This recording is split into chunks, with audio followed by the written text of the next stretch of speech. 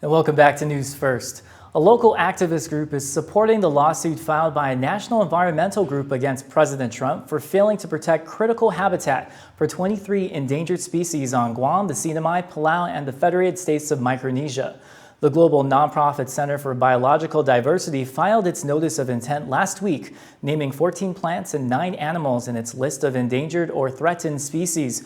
According to the national nonprofit, these species, such as the Pacific sheath-tailed bat and Sleven skink, desperately needed protected habitat, and they are at immediate risk for agricultural and urban sprawl, climate change, and military expansion and training. Since most of the listed species can be found in northern Guam, Maria Hernandez of Protehi Lichtetzan says they would like to reach out to the global nonprofit to find out how these species would be impacted by military buildup projects, such as the firing range. Protehi Lichtetzan is very, we're glad to see the Center for Biological Diversity taking a strong stand in protection of the endangered and endemic species on Guam.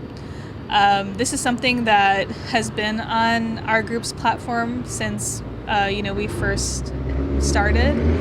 And, a lot of what people don't realize is that these endangered species are endemic to Guam and the Marianas. Some can't be found anywhere else in the world. In 2015, the U.S. Fish and Wildlife Service listed 23 plant and animal species in Greater Micronesia as endangered or threatened. According to CBD, listing a species as endangered or threatened is just the first step in ensuring a species' survival and recovery. Critical habitat protections would prohibit federal actions that would destroy or harm such habitat and will help conserve what remains of these species' limited native range. Elsewhere in your news, Governor Joseph Flores Memorial Beach Park was packed with thousands of government of Guam employees and their families on Sunday in celebration of the annual Labor Day picnic. With the smell of barbecue in the air and some musical favorites being played, canopies and fiesta tables were spread throughout the Ipao Park in Tumon, all represented by various GovGuam agencies. Some of the featured highlights for the picnic included live entertainment, rides and games for the kids, and a table decorating competition. Governor Lou Leon Guerrero says a quality, competent, capable, and educated workforce is very crucial to the success of the island, and she wishes everyone a happy Labor Day. I am just very impressed and very honored with the talents that we have here and the hardworking employees that we have both in the public sector and in the private sector. And the main agenda is to be able to bring services to our island. So I just want to wish everybody a happy Labor Day. And for me, every day is Employee Day. And this year's Labor Day picnic theme was We Are One, Man Unuhe.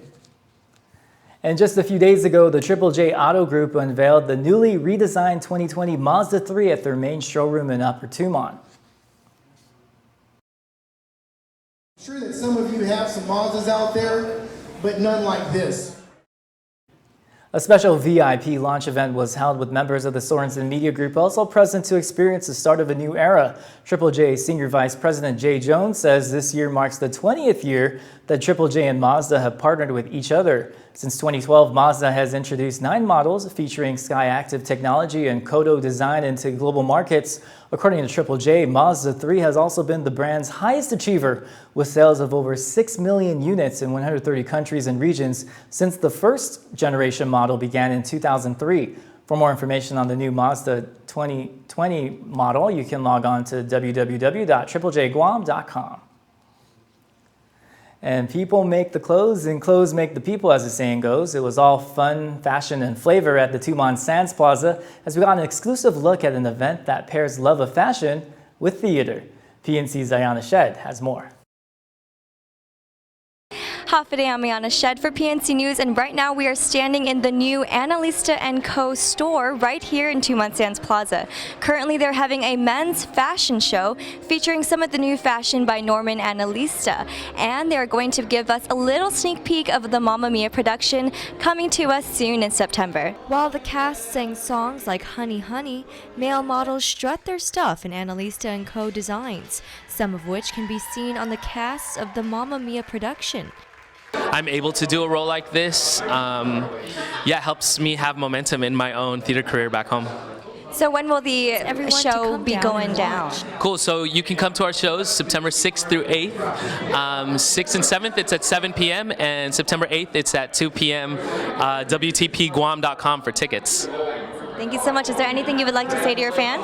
Yeah, a lot of you might know me for singer-songwriter stuff and YouTube things, but I love theater as well, and I'm in a production of Mamma Mia with World Theater Productions, so hope you all can come out. Norman Annalisa, the man behind the brand, shares with PNC that the theater and fashion event was to not only showcase his fashion, but also to help boost ticket sales. Adding a pop of bold colors and life to the show, Norman says that his lineup was inspired by the 90s.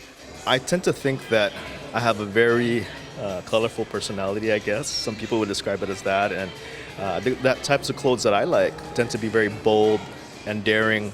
I grew up in the 90s where a lot of the clothing was neon and loud prints. So those influences are coming out in the kinds of clothes that I decided to produce for the show. Thanks, Ayana, for that report. Well, don't go away. Our new weather anchor, Destiny Cruz, is standing by for today's weather report. And then we'll check in with Leo Payumo to kick off your week with your sports dose.